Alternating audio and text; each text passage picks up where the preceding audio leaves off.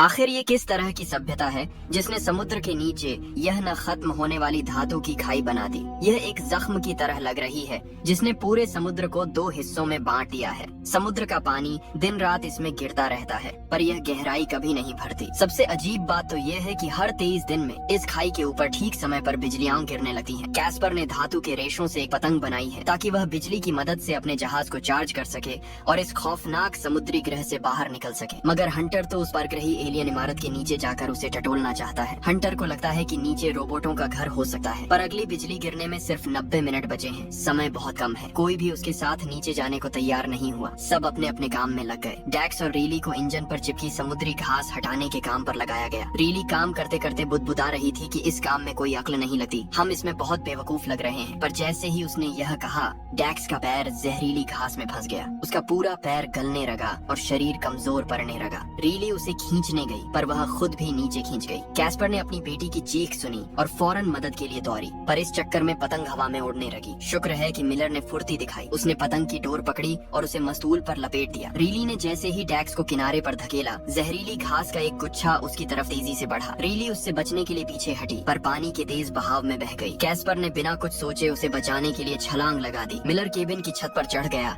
ताकि रस्सी फेंककर दोनों को ऊपर खींच सके पर तब तक बहुत देर हो चुकी थी। माँ और बेटी दोनों उस खाई में गिर गए। शुक्र है कि उनके अंतरिक्ष के कपड़े स्पेस सूट मजबूत थे इसलिए दोनों को चोट नहीं लगी पर आसपास वापस जाने का कोई रास्ता नहीं था। तभी कैस्पर की नजर सामने की इमारत पर पड़ी और वह दंग रह गई। सबसे हैरान करने वाली बात यह थी कि जमीन पर लिखी एलियन भाषा बिल्कुल वैसी ही थी जैसी उस रोबोट के जहाज पर लिखी थी। उसने तुरंत अपने कैमरे से उसकी फोटो खींच ली। दूसरी तरफ केट और हंटर डैक्स को घसीटते हुए मेडिकल रूम में ले आए। घास का जहर बहुत खतरनाक था। डैक्स के शरीर का निचला हिस्सा पूरी तरह सुन्न हो चुका था। अब बिजली गिरने में सिर्फ 60 मिनट बचे थे। कैस्पर को ख्याल आया कि वे पतंग की रस्सी के सहारे ऊपर चढ़ सके हैं। मिलर तुरंत पतंग उतारने के लिए भागा पर उन लोगों ने पहले ही पेच स्क्रू ढीले कर दिए थे। जैसे ही वह पतंग पकड़ डालने वाला था, खंभा हिलने लगा। मिलर बुरी तरह गिर पड़ा। खंभा गिर गया और पतंग उठ डच गई। अब वे सच में मुसीबत में फंस गए थे। रीली को लगातार शिकायत करते देख कैस्पर को गुस्सा आ गया। उसने डांटते हुए कहा, अगर कोई तरीका पता है तो बताओ वरना ये बेकार की बातें बंद करो। पर तुरंत ही उसे पछतावा हुआ कि उसने ज्यादा कड़ी डीडीएचवा बोल दिया है। रीली का गुस्सा भी फूट पड़ा। मिलर ने वॉकी टॉकी पर वादा किया कि वह उन्हें बचाने का कोई न कोई रास्ता जरूर निकाल लेगा। डैक्स की हालत बिगड़ती जा रही थी। जहर पूरे शरीर में फैलने लगा था। अब उसे खून चढ़ाने की सख्त जरूरत थी। मेई ने इस बार एक नेक काम किया और डैक्स को खून देने के लिए खुद आगे आई। अब जो लोग काम कर सकते थे उनमें सिर्फ हंटर और मिलर बचे थे। तभी हंटर को अचानक अपनी माँ की बताई फैराडे केज पिंजरे की बात याद आई। एक ऐसा धातु का पिंजरा जो अंदर बिजली का असर नहीं होने देता। वे लोग अपने बेस वाहन बेस कार को फैराडे पिंजरे की तरह इस्तेमाल कर सकते थे ताकि माँ और बहन उसके अंदर छिप सकें। फिर पतंग की जगह खींचने वाली रस्सी टोविंग रोप से बिजली खींची जा सकती थी। सवाल ये था कि वे उस गाड़ी को खाई की गहराई तक कैसे उतारें। जहाज के तिरछा होने की वजह से गैरेज का दरवाजा जहरीली घास से जाम हो गया था। मिलर को केट के उस औजार का ख्याल आया जिससे जहरीली घास साफ की जा सकती थी। केट अपना सामान लेकर तुरंत मदद के लिए आ गई। तीनों ने समय रहते दरवाजे पर जमी घास को काटना शुरू कर दिया। जैसे ही घास साफ हुई, मिलर को समझ आ गया कि दरवाजा खुलते ही नीचे वाले हिस्से में पानी भर जाएगा। उसने हंटर और केट को ऊपर जाने को कहा पर केट टस से मस नहीं हुई। आखिरकार केट और हंटर ऊपर जाकर इंतजार करने लगे। मिलर ने जैसे ही घास का आखिरी टुकड़ा काटा, हंटर तेजी से वहाँ से भागा। पानी के उछाल की मदद से गाड़ी हिलने लगी और फिर बहाव के साथ धीरे धीरे नीचे उतरने लगी। कैस्पर एक तरफ मिलर को बिजली गिरने के खतरों से बचने के तरीके बता रही थी और दूसरी तरफ दुआ कर रही थी कि गाड़ी जल्दी नीचे पहुँच जाए। मगर रस्सी की लंबाई कम पड़ी, गाड़ी गहराई तक नहीं पहुँच पाई। बादलों की गरज सुनकर कैस्पर को अचानक रीली की सीढ़ी बनाने वाली बात याद आई। दोनों ने बिना वक्त गंवाए हवा वाली पाइपों वेंटिलेशन पाइप्स को बांधकर एक सीढ़ी बनाई और रस्सी का दूसरा सिरा गाड़ी के हुक से जोड़ डाट दिया। जब सीढ़ी काफी ऊपर पहुंच गई तो उन्होंने दूसरे सिरे को पत्थरों से जमा दिया। बिजली गिरने ही वाली थी और जहाज को हर हाल में चार्ज होना था। उनके पास गाड़ी को वापस खींचने का समय नहीं था, इसीलिए उन्होंने गाड़ी के साथ ही उद्यान भरने का फैसला किया। बिजली की लहरें धातु के जरिए तेजी से उनकी तरफ बढ़ी। एन मौके पर कैस्पर और रीली पूरी ताकत लगाकर गाड़ी के अंदर घुस गई। जैसे ही सफेद रोशनी की लपटें चमकी, मिलर ने इंजन चालू कर दिया और जहाज ऊपर उठने लगा। जहाज धीरे धीरे आसमान की तरफ उठने लगा। एक तय ऊंचाई पर पहुंचते ही मिलर ने जहाज को ऑटो पायलट पर डाल दिया। सब लोग तेजी से गैरेज की तरफ दौड़े। मिलर ने एक लोहे की रॉड क्रोबार उठाई और बिजली से झुलस चुकी गाड़ी का दरवाजा जोर जोर से पीटने लगा। अंदर से कैस्पर और रीली सही सलामत बाहर निकली। उन्हें एक खरोंच तक नहीं आई थी। अभी सब लोग इस जीत का जश्न मना ही रहे थे कि तभी कोने से किसी बाहरी एलियन इंजन के चलने की आवाज आई। हंटर उसे देखने के लिए आगे बढ़ा तो अचानक वहाँ एक मशीनी पंजा दिखाई दिया। ये वही कटा हुआ हाथ था जो 7 महीने पहले अलग हो गया था। कोई नहीं जानता था कि यह मशीनी हाथ खुद ब खुद कैसे चालू हो गया। मिलर ने फुर्ती दिखाते हुए उस कटे हुए हाथ को एक तिजोरी सेफ में बंद कर दिया। कैस्पर ने जब एलियन इंजन की जांच करने वाले यंत्र को देखा तो उसमें हलचल हो रही थी। जैसे ही जहाज ने उस ग्रह के वायुमंडल को पार किया, रडार पर एक चेतावनी गूंज उठी। पास ही कोई बहुत बड़ी चीज दिखाई दे रही थी। क्या वह कोई उल्का पिंड था? कैस्पर ने जब सिग्नल की जांच की तो पता चला कि वह एक ऑडियो सिग्नेचर है। हर अंतरिक्ष जहाज की अपनी एक खास आवाज होती है जिससे उसकी पहचान होती है। यह आवाज उनके मुख्य जहाज रेसोल्यूट की थी। इसका मतलब था कि वे जल्द ही अपने बाकी साथियों से मिल सकेंगे और अल्फा सेंचुरी की तरफ अपनी यात्रा जारी रख पाएंगे। यह इंसानी इतिहास का पहला ऐसा जहाज था जो रोशनी की रफ्तार से भी तेज चल सकता था। इसमें इंसानी सभ्यता की आखिरी उम्मीदें बची हुई थीं, जो 4.3 प्रकाश वर्ष दूर एक नया घर बसाने जा रहे थे। किसे पता था कि रास्ते में अंतरिक्ष की किसी दरार की वजह से वे भटक कर इस अनजान सौर मंडल में आ गिरेंगे। अब जुपिटर 2 जहाज के अंदर सभी लोग बड़े चाव से एक साथ बैठे थे। उनका जहाज बस अब मुख्य जहाज से जुड़ने ही वाला था, पर कैस्पर के मन में अब भी कुछ खटक रहा था। जहाज जैसे ही रेसोल्यूट के पास पहुंचा, कैस्पर के मन में खलबली मचने लगी। उसे लगा कि कुछ तो गड़बड़ है। मुख्य जहाज के दायरे में पहुंचते ही कैस्पर ने युद्ध ने डॉकिंग का सिग्नल भेजा, पर वहाँ से कोई जवाब नहीं आया। उसे लगा शायद सिग्नल पकड़ने वाला यंत्र खराब हो गया होगा, इसलिए उसने खुद ही बटन दबा दिया। जहाज सही सलामत मुख्य जहाज से जुड़ा गया। सब लोग बहुत खुश थे और बद्दे जहाज पर चढ़ने की तैयारी करने लगे। यहाँ तक कि डैक्स, जो अभी भी ड्रिप पर था, वह भी अपनी पालतू मशीन को लेकर साथ जाने की जिद करने लगा। पर उसकी चोट अभी ठीक नहीं हुई थी और उसे चलने में बहुत तकलीफ हो रही थी, इसलिए उसे न चाहते हुए भी जहाज पर ही रुकना पड़ा। कैस्पर ने तय किया कि वह मेई को मुख्य जहाज के हवाले कर देगी, क्योंकि उसने पहले बहुत से बुरे काम किए थे। जाने से पहले कैस्पर ने मेई को हॉल में बिठा दिया। रॉबिन्सन परिवार पूरी तरह साफ सुथरा सैनिटाइज्ड होकर आखिर रेसोल्यूट के अंदर दाखिल हुआ, पर कदम रखते ही उन्हें कुछ अजीब महसूस हुआ। वहाँ चारों तरफ सन्नाटा था और एक भी इंसान नजर नहीं आ रहा था। कायदे से तो जब जुपिटर 2 उससे जुड़ा था तो मुख्य जहाज को पता चल जाना चाहिए था, पर यहाँ तो दूर दूर तक कोई नहीं था। हंटर ने सोचा, क्या सब लोग कैंटीन में खाना खा रहे हैं? वे सब तुरंत कैंटीन की तरफ भागे, पर वहाँ का नजारा देखकर दंग रह गए। हर तरफ सामान बिखरा पड्डा दीचा था, प्लेटें टूटी हुई थी और खाना सड्डे है चुका था। मिलर को खतरे का एहसास हुआ और उसने तुरंत बच्चों को वापस अपने जहाज पर जाने को कहा। उसे शक था कि इस बड़े जहाज पर कुछ बहुत बुरा हुआ है और शायद बाकी लोग यहाँ से जा चुके हैं। कैस्पर ने विक्टर को आवाज दी और कप्तान से संपर्क करने की कोशिश की, पर कोई जवाब नहीं मिला। यह वही समय था जब उन्होंने अंतरिक्ष की दरार पार की थी। बड़े जहाज को ऑटो पायलट मोड पर डाल दिया गया था, जिसका मतलब था कि यहाँ जरूर कोई बद्दी अनहोनी हुई थी। इसी बीच तभी तक मेई ने चुपके से अपनी हथकड़ियाँ खोल ली थी। आखिर वह एक पुरानी अपराधी थी और जेल में इतने साल बिताने के बाद उसके लिए हथकड़ी खोलना कोई बद्दी बात नहीं थी। डैक्स के पैर में चोट थी, इसलिए वह उसे रोक नहीं सका। मेई बद्दे जहाज के अंदर घुस गई और अपनी पहचान दिखाकर दरवाजा खोलने की कोशिश की, पर क्योंकि वह पुलिस की कैद में थी, इसलिए उसके सारे अधिकार एक्सेस बंद कर दिए गए थे। वह वापस अपने पुराने जहाज में गई और कुछ कपड़े पैक किए। फिर उसने डिब्बे से सिगरेट और लाइटर निकाला और गलियारे कॉरिडोर में आग लगा दी। आग का पता चलते ही सिस्टम ने सारे दरवाजे खोल दिए, पर साथ ही सुरक्षा वाली दीवारें, फायर शटर्स भी नीचे गिरने लगीं। इसकी वजह से मिलर का परिवार आपस में अलग हो गया। अब उन्हें दूसरे रास्ते से एक दूसरे के पास पहुंचना था। इसी भगदड़ का फायदा उठाकर मेई रिकॉर्ड रूम में घुस गई। उसने वहां डॉक्टर स्मिथ की सारी जानकारी बदल दी, नाम, उम्र, काम सब कुछ बदल दिया, यहाँ तक कि अपनी एक फोटो भी खींच कर लगा दी।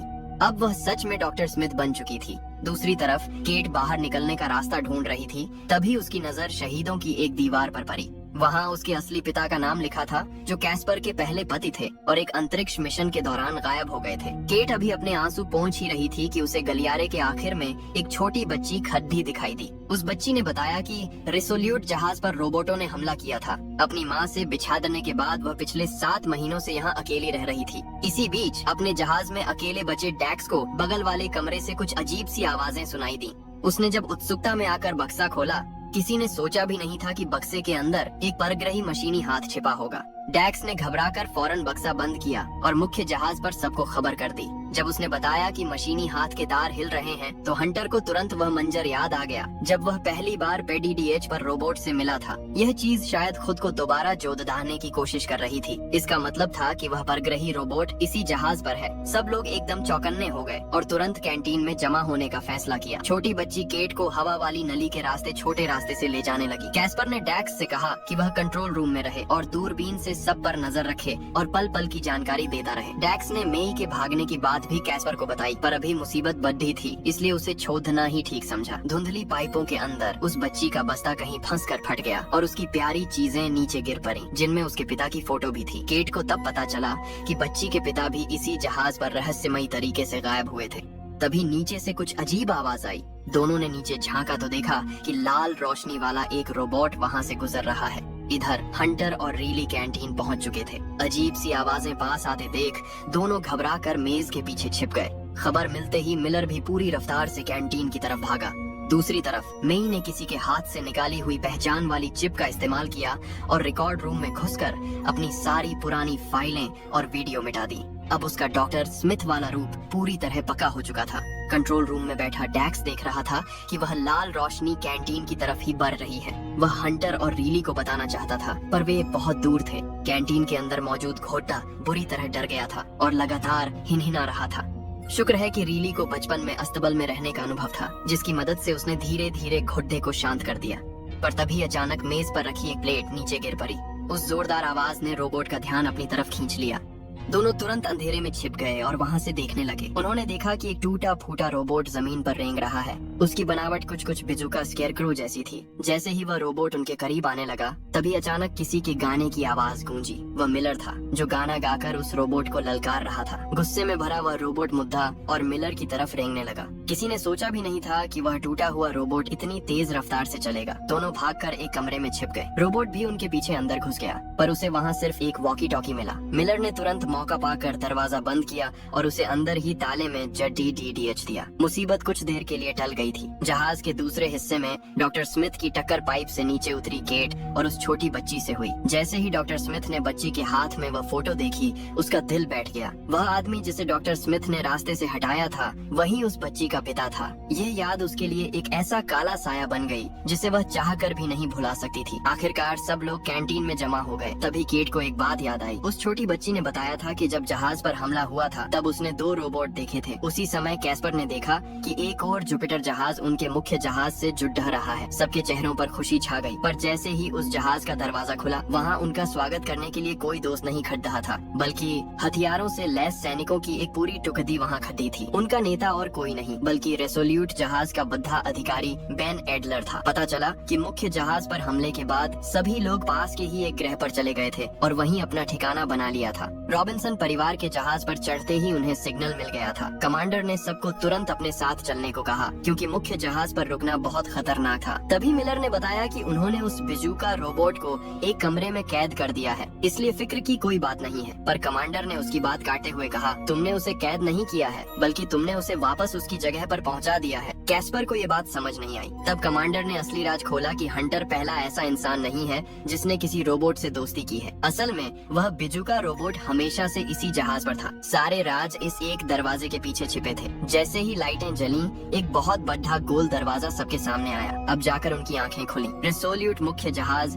असल में एक एलियन जहाज के कंट्रोल रूम को काट कर बनाया गया था। इंसानों ने खुद से कोई नई तकनीक नहीं खोजी थी बल्कि उन्होंने तो रोबोटों का इंजन चुराया था। यही वजह थी कि रोबोट बार बार उन पर हमला कर रहे थे। वे तो बस अपनी चीज वापस लेने आए थे। इस इंजन के दम पर इंसानों की तरक्की तो बहुत हुई, पर इस चमक धमक के पीछे कई बर्बाद हुए ग्रहों की कहानी थी। कुछ समय पहले एक एलियन जहाज धरती पर गिरा था। उसके अंदर एक वार्म होल इंजन था और साथ ही एक रोबोट भी था जो बिल्कुल उस बिजूका जैसा, वह रोबोट बिल्कुल बिजूका जैसा दिखने वाला पायलट था। पर इस खबर को तुरंत दबा दिया गया। आम लोगों को लगा कि यह सिर्फ एक उल्का पिंड के गिरने की घटना है। परग्रही तकनीक को समझने के लिए वैज्ञानिक वैज्ञानिकों ने बहुत मेहनत की, पर वे इंजन के काम करने का तरीका समझ ही नहीं पाए। काबिलियत न होने के बावजूद इंसान उसे हथियाना चाहता था। इंसानों ने एक खास मशीन के जरिए उस बिजुका रोबोट को काबू करना शुरू कर दिया और उसे मजबूर किया कि वह हमें वहां ले जाए जहां हम जाना चाहते हैं। यहीं से इंसानों के दूसरे ग्रहों पर कब्जा करने के दौर की शुरुआत हुई। अब वे एलियन रोबोट वापस आ गए हैं ताकि अपना इंजन ले जा सकें, क्योंकि जुपिटर 2 जहाज पर एक और परग्रही इंजन लगा है। इसलिए शोध करने वालों ने उस पूरे जहाज को अपने कब्जे में ले लिया है। वह इंजन हंटर का रोबोट दोस्त लाया था,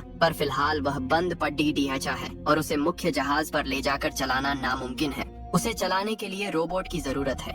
कैस्पर और उसका परिवार अपना निजी सामान लेकर दूसरे जहाज में रहने के लिए तैयार हो गए। जाते समय उनका सामना उसी बिजुका रोबोट से हुआ। हंटर ने देखा कि उसके चेहरे की रोशनी अचानक तेज हो गई है। हंटर का मन उसे छोड़ने को नहीं कर रहा था, पर वह दुखी मन से बार बार पीछे मुड़कर देखते हुए वहाँ से चला गया। वे लोग जुपिटर 30 जहाज में रहने चले गए। वहाँ के लोग उनसे बहुत प्यार से मिले, खासकर हंटर से। सबको पता चल चुका था कि हंटर का एक रोबोट दोस्त था। उन लोगों ने तो हंटर के लिए एक रोबोट का मॉडल भी बनाया था। एक लड़की ने बड़े चाव से हंटर से पूछा कि रोबोट दोस्त के साथ कैसा लगता है, और उसे उस रेतीले ग्रह की कुछ तस्वीरें भी दिखाई। हंटर ने बड़े ध्यान से समझाया कि इन चट्टानों पर समुद्र की लहरों के चट्टानों पर बने निशानों से साफ पता चल रहा था कि यहाँ कभी समुद्र हुआ करता था। रीली के मन में हमेशा से यह बात खटकती थी कि उसके भाइयों को उससे ज्यादा अहमियत दी जाती है। उसने थोड़े गुस्से में कहा, हंटर तो अभी सिर्फ 12 साल का है, जो पूछना है मुझसे पूछ लो। पर उस लड़की ने उसकी तरफ ध्यान ही नहीं दिया। हंटर का मन अभी भी उसी बिजुका रोबोट में अटका था। कुछ ही देर में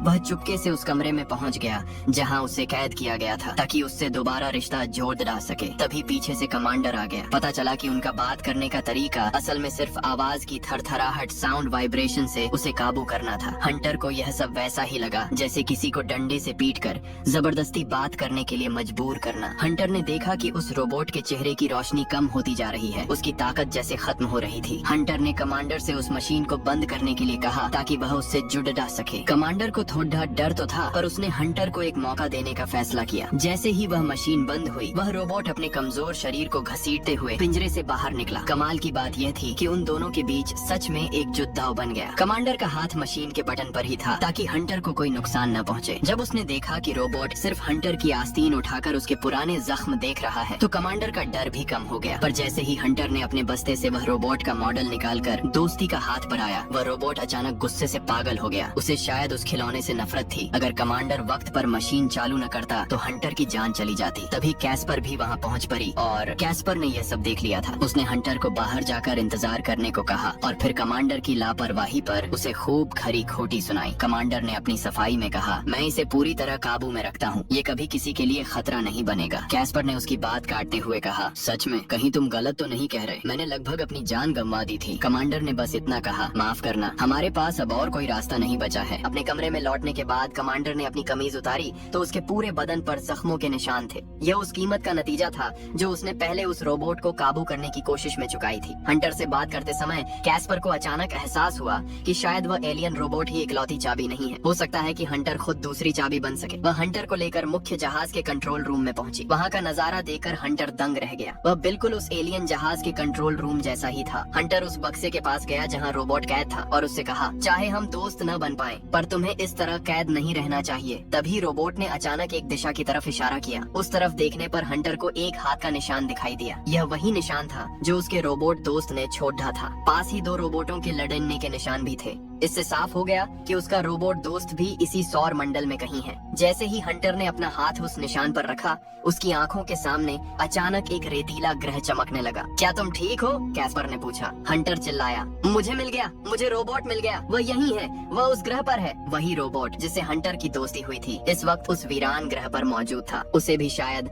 हंटर के होने का एहसास हो गया था। उसने धीरे से अपना हाथ अपने सीने पर रखा और बड़ी उम्मीद के साथ सिर उठाकर आसमान की तरफ देखने लगा जहां हंटर मौजूद था।